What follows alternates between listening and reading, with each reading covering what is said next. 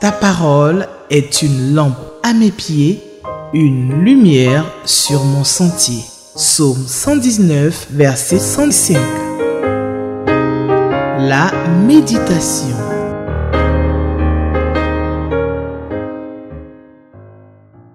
Chers téléspectateurs d'Espérance TV et vous tous qui nous suivez sur les médias sociaux, bonjour. Je vous souhaite à vous tous donc la bienvenue à l'émission quotidienne La Méditation. Voilà. Alors, nous allons lire aujourd'hui dans le livre de 1 Samuel chapitre 4, versets 1 à 22. C'est le texte que nous propose le lecteur de la Bible pour le dimanche 22 septembre 2024. 1 Samuel chapitre 4, versets 1 à 22. Nous allons prier avant de lire ce texte. Seigneur, nous te disons merci pour la possibilité que tu nous donnes de pouvoir méditer ta parole sur Espérance TV, Seigneur. Nous voulons, Éternel, que tu permettes que tous ceux qui prennent le temps de suivre cette émission soient nourris, soient restaurés, soient rafraîchis. Seigneur, nous prions que ce moment soit un moment de délice autour du partage de ta parole. Bénis ce moment, instruis-nous et parle, Seigneur, à tous ceux qui nous écoutent actuellement au nom de Jésus. Amen. Voilà, donc nous allons lire dans le livre de 1 Samuel, chapitre 4, les versets 1 à 22, et je vais lire le texte dans la version Louis II. 1 Samuel 4, 1 à 22. La parole de l'Éternel s'adressait à tout Israël. Israël sortit à la rencontre des Philistins pour combattre. Ils campèrent près de Bénézer et les Philistins campaient à Aphek. Les Philistins se rangèrent en bataille contre Israël et le combat s'engagea. Israël fut battu par les Philistins qui tuèrent sur le champ de bataille environ 4000 hommes. Le peuple rentra au camp et les anciens d'Israël dirent : « Pourquoi l'Éternel nous a-t-il laissé battre aujourd'hui par les Philistins ?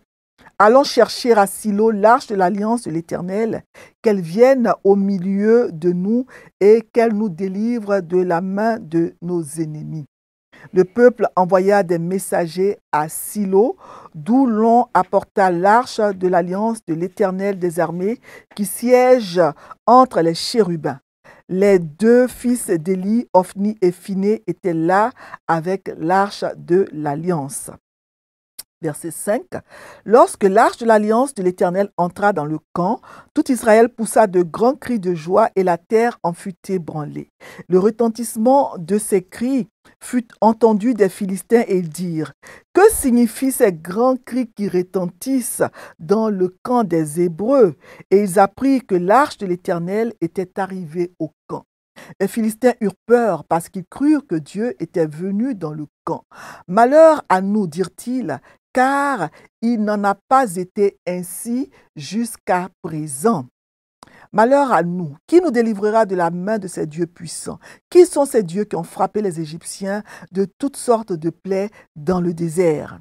Fortifiez-vous et soyez des hommes, Philistins, de peur que vous ne soyez asservis aux Hébreux comme ils vous ont été asservis. Soyez des hommes et combattez.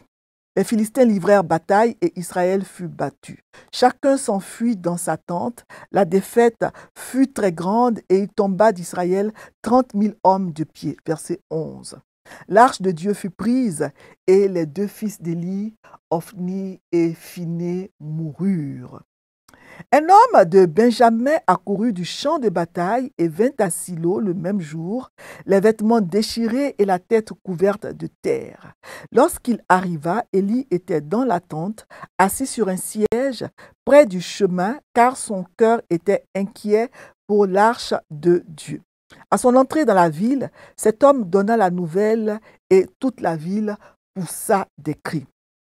Élie, entendant ces cris, dit : « Que signifie ce tumulte ? » Et aussitôt, l'homme vint apporter la nouvelle à Élie. 15. Or, Élie était âgé de 98 ans, il avait les yeux fixes et ne pouvait plus voir. L'homme dit à Élie, « J'arrive du champ de bataille, et c'est du champ de bataille que je me suis enfui aujourd'hui. » Élie dit, « Que s'est-il passé, mon fils ?» Celui qui apportait la nouvelle dit en réponse, « Israël a fui devant les Philistins et le peuple a éprouvé une grande défaite. Et même tes deux fils, Ophni et Phiné, sont morts et l'arche de Dieu a été prise. » À peine eut-il fait mention de l'arche de Dieu qu'Élie tomba de son siège à la renverse, à côté de la porte. Il se rompit la nuque et mourut, car c'était un homme vieux et pesant. Il avait été juge en Israël pendant 40 ans. Verset 19. Sa belle-fille, femme de Phiné, était enceinte et sur le point d'accoucher. Lorsqu'elle entendit la nouvelle de la prise de l'arche de Dieu, de la mort de son beau-père et de celle de son mari, elle se courba et accoucha, car les douleurs la surprirent. Verset 20.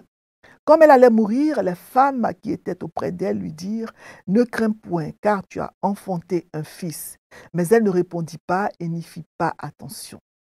Elle appela l'enfant Ichabod en disant, « La gloire est bannie d'Israël. » C'était à cause de la prise de l'arche de Dieu et à cause de son beau-père et de son mari. Verset 22, elle dit, « La gloire est bannie d'Israël, car l'arche de Dieu est prise. » 1 Samuel 4, versets 1 à 22. Et le thème, c'est la prise de l'arche. Alors, ce texte peut être divisé en deux parties. D'abord, les versets 1 à 11 qui parlent de la prise de l'arche par les ennemis. Et ensuite, les versets 12 à 22 qui parlent donc de l'accomplissement de la prophétie contre la maison d'Élie. Ichabod, la gloire de Dieu est bannie d'Israël. Alors, les livres de 1 et 2 Samuel présentent la transition entre la période des juges et celle des rois. Samuel, le personnage central du premier livre, est à la fois le dernier juge et le premier prophète, selon Acte 3, 24 et Acte 13, 20. Donc, les juges ont failli en exerçant leurs fonctions sous Élie et ses fils. On peut le lire dans 1 Samuel 2, versets 22 à 25, 1 Samuel 4, 17, verset 18 aussi. Et donc, ces juges, les fils d'Élie plutôt, ils ont eu un mauvais comportement. L'arche de l'Alliance, l'ustensile le plus saint du tabernacle et le symbole de la présence de Dieu au milieu de son peuple, est prise par les ennemis, les Philistins. Donc, au milieu d'une telle situation, Dieu envoie dans la personne de Samuel, le premier prophète, Dieu envoie donc Samuel qui est le premier prophète. Il va donc l'envoyer au milieu de cette situation-là. Et Samuel va être le dernier juge. Samuel est aussi également celui qui va introduire la royauté. Donc c'est lui donc qui va oindre le premier roi d'Israël, le roi Saül, et ensuite il va aussi oindre David, l'homme selon le cœur de Dieu, selon 1 Samuel 13, verset 14. Alors la première partie, les versets 1 à 11 de 1 Samuel 4, parle donc de la prise de l'arche. Dans les versets 1 à 2, nous voyons que Israël est vaincu devant les Philistins. Il est écrit donc au verset 1 que Israël est sorti à la rencontre des Philistins pour les combattre. Il faut savoir donc qu'à cette époque, les batailles d'Israël étaient menées non contre les grandes puissances mondiales comme l'Égypte ou la Syrie, mais plutôt contre les voisins proches comme les Moabites, les Ammonites et surtout les Philistins. Voilà. Israël donc il rivalisait sur un pied d'égalité avec Moab et Ammon, mais les Philistins, eux, ils disposaient d'équipements militaires grecs en fer, tels que les casques, les boucliers, les épées, les lances, etc. Donc, ce qui faisait des Philistins des adversaires très redoutables. Donc, les Philistins, ils ont été donc les premiers habitants de Canaan à transformer le fer. Et ils en ont d'ailleurs tiré le meilleur parti. Voilà. Donc, ces Philistins, ils étaient organisés en 5 cités-États. Alors, ce fut une période vraiment difficile pour Israël parce que les Philistins qui recevaient un afflux constant d'immigrants devenaient de plus en plus nombreux. Et en plus, ils étaient bien armés, ils étaient bien organisés. Ils constituaient donc les ennemis les plus redoutables du peuple d'Israël. Donc, Israël va combattre dans le texte de 1 Samuel 4 les Philistins et la bataille se termine par un désastre. Les Philistins, ils vont tuer dans le combat environ 4000 hommes, un vrai carnage. Et dans les versets 3 à 4, On voit donc que les anciens d'Israël, ils vont répondre avec une confiance superstitieuse dans l'arche. Ils vont répondre à cette situation avec une confiance superstitieuse dans l'arche de l'alliance de Dieu. On voit au verset 3, donc, qu'ils vont dire, quand les enfants d'Israël donc rentrent au camp après la défaite, les anciens d'Israël, ils vont dire, mais pourquoi l'Éternel nous a laissé battre aujourd'hui par les Philistins? On va donc chercher l'arche de l'alliance de l'Éternel à Silo, qu'elle vienne au milieu de nous et qu'elle nous délivre de la main de nos ennemis. Donc les anciens d'Israël, après la défaite contre les Philistins, ils vont décider que la prochaine bataille pourrait être gagnée s'ils prennent l'arche de l'alliance avec leurs soldats. Il faut dire que l'arche de l'alliance, c'était donc la représentation de la présence de Dieu au milieu de son peuple. Donc c'était un coffre en bois d'acacia recouvert d'or, surmonté d'un couvercle appelé le propitiatoire, et il contenait, selon l'Épître aux Hébreux, Hébreux chapitre 9, verset 4, un vase d'or qui contenait la manne, le bâton d'Aaron qui avait fleuri, et les tables de l'alliance ou les tables de la loi sur lesquelles il y avait les 10 commandements qui avaient été donnés à Moïse sur le mont Sinaï. Donc cette arche était conservée dans un lieu très saint du tabernacle. Le peuple ne la voyait pas. Seul le grand prêtre voyait l'arche et seulement une fois par an. Donc, ce que les anciens d'Israël proposent dans ce passage, c'est de sortir l'arche du lieu très saint, du saint des saints.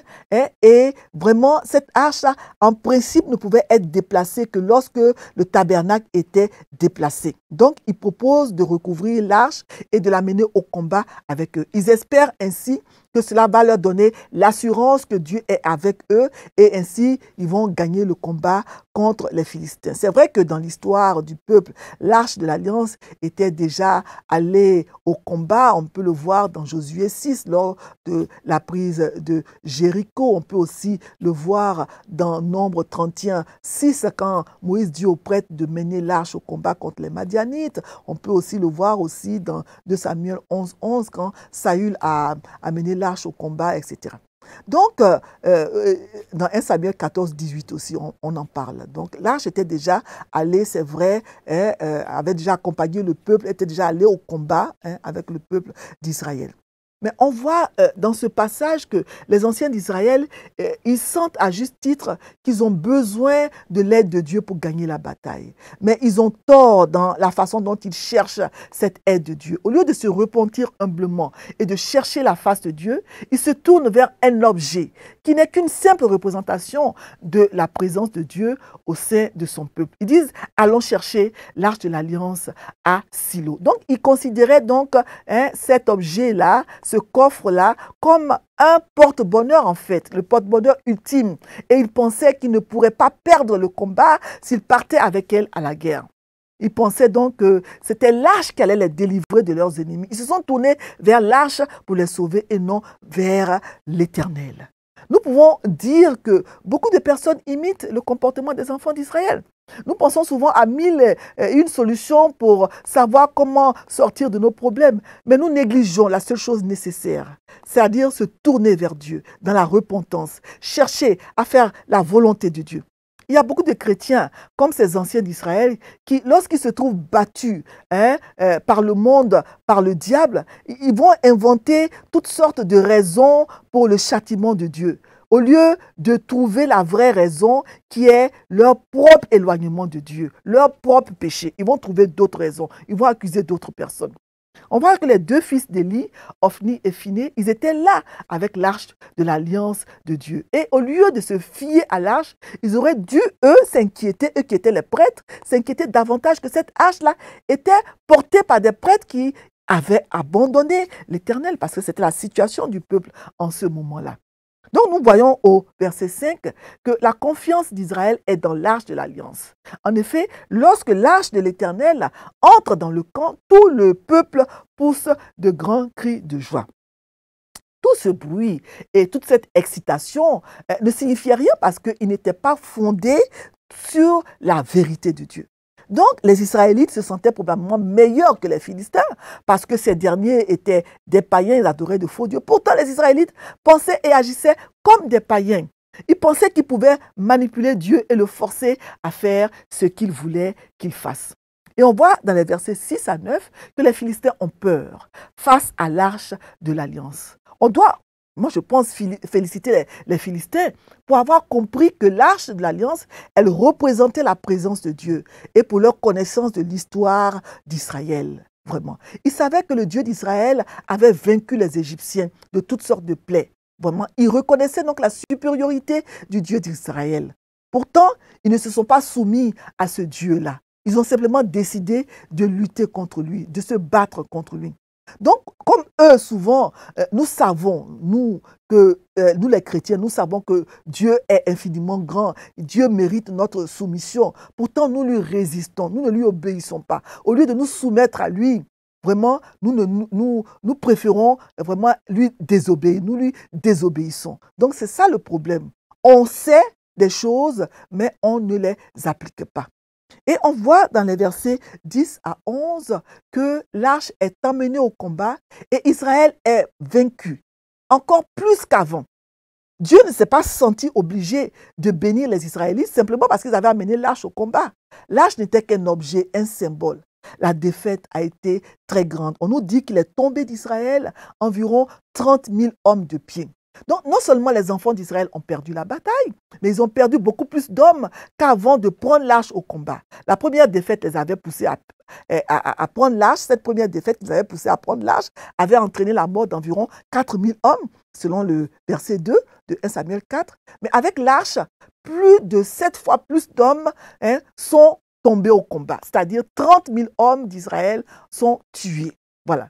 Et en plus de toutes ces pertes, l'arche de l'Alliance a été capturée, prise par les Philistins. C'était pire que de simplement perdre une bataille. La chose qu'ils pensaient pouvoir gagner la bataille, qu'ils pensaient pouvoir les aider à gagner la bataille, a été capturée, a été prise.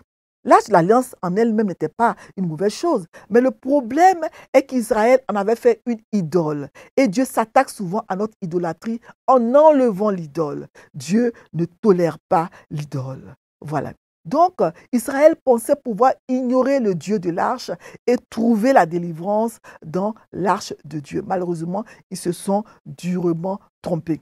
Dieu a montré qu'il était plus grand que l'arche et que c'est à lui qu'il faut venir pour avoir la délivrance.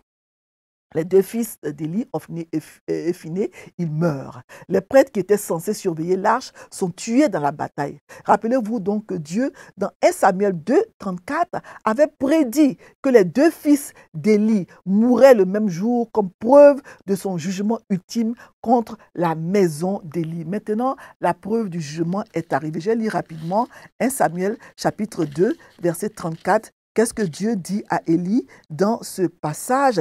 Il dit, tu auras pour signe ce qui arrivera à tes yeux. Hophni et Phiné, ils mourront tous les deux le même jour.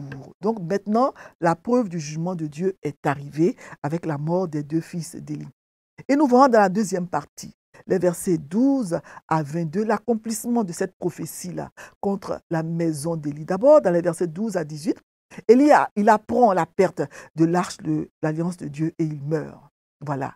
Donc, un homme de la tribu de Benjamin, il court hors de la ligne de bataille le même jour et il arrive à Silo. Donc, la bataille, elle a lieu près d'Aphek, selon 1 Samuel 4, 1.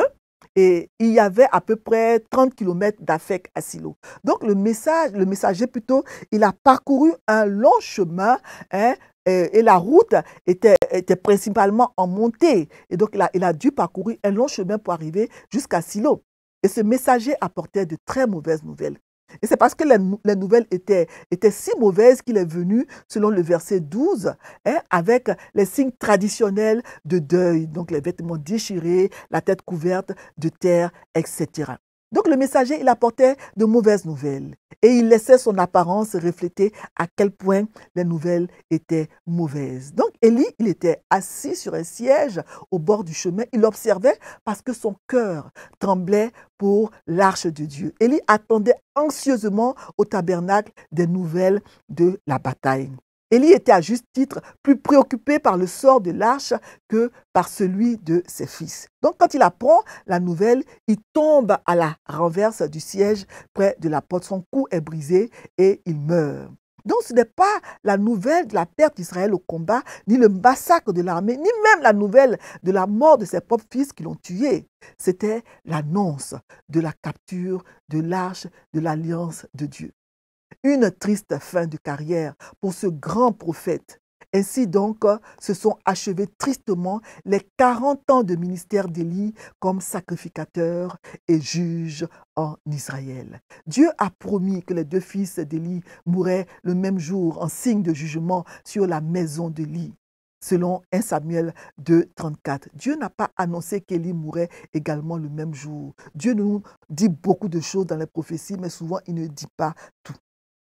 Et dans les versets 19 à 22, on voit donc que la tragédie, dans la famille d'Élie. Donc les versets 19 à 22 rapportent une autre tragédie dans la famille d'Élie. Donc la belle-fille d'Élie, la femme de Phiné, elle va mourir en couche. Elle est enceinte et elle apprend au même moment, la pauvre, la mort de son mari, la mort de son beau-père, de son beau-frère. Elle apprend aussi un massacre parmi les soldats d'Israël, une bataille perdue et la prise de l'arche de l'alliance. C'était trop. L'angoisse était trop grande et les douleurs de l'accouchement vont la surprendre. Alors, elle va nommer l'enfant Ichabod en disant « La gloire est bannie d'Israël ». Donc, c'était à cause de la prise de l'arche et à cause de son... C'est plutôt à cause de la prise de l'arche et à cause de la mort de son beau-père et de son mari. Pour une femme en général et pour la femme juive en particulier, la naissance d'un fils était une merveilleuse nouvelle. Mais pas pour la femme de Phiné. Ce jour-là, pour refléter son angoisse et la tragédie nationale sur Israël, elle a nommé l'enfant Ichabod, ce qui veut dire la gloire a quitté Israël. La douleur causée par toutes les mauvaises nouvelles était si grande qu'elle a emporté sur sa joie maternelle à la naissance de son fils. Pour elle, la perte était totale et elle avait même perdu l'envie de vivre. La gloire est partie. À quoi bon vivre? La gloire de Dieu, manifestée par l'arche de l'alliance, avait quitté Israël. Les Philistins la détenaient désormais. Voilà. Alors, la gloire de Dieu, elle était effectivement partie. Mais non pas parce que l'arche de Dieu avait été prise au combat, mais parce que justement Israël avait cessé de faire confiance en Dieu. Pourquoi Dieu a pu permettre qu'une telle chose arrive? Il a permis donc cela comme un jugement juste sur Israël en tant que nation et sur la famille d'Élie. Ils ont reçu ce qu'ils méritaient parce qu'on a vu dans 1 Samuel, chapitre 2, les versets 12 à 17, que les fils d'Élie, Ophni et Phiné, bien qu'ils soient prêtres, avaient une conduite perverse. Ils méprisaient les offrandes de Dieu. Ils allaient même jusqu'à coucher avec les femmes qui s'assemblaient à l'entrée de la tente d'assignation. Et Dieu avait prévenu Élie. Dieu avait dit que ses deux fils mourraient le même jour. Et cela s'est produit parce que la parole de Dieu s'accomplit toujours. Deuxièmement, Dieu a permis que cela arrive comme une correction pour la nation. Parce qu'elle n'a pas fait confiance à l'Éternel. Elle a plutôt fait confiance à l'arche de Dieu au lieu de faire confiance au Dieu de l'arche. Donc c'était une correction pour le peuple d'Israël. Alors ce chapitre 4 de 1 Samuel nous présente non seulement la ruine de la sacrificature, mais nous présente aussi la ruine du peuple tout entier. Donc le jugement de Dieu a atteint et la sacrificature et le peuple tout entier. Alors l'avertissement que nous voyons dans ce passage, pour répondre un peu à la question 6 proposée par le lecteur, c'est un avertissement pour nous dire que l'idolâtrie, la superstition, nous devons vraiment ne pas pratiquer ces choses-là.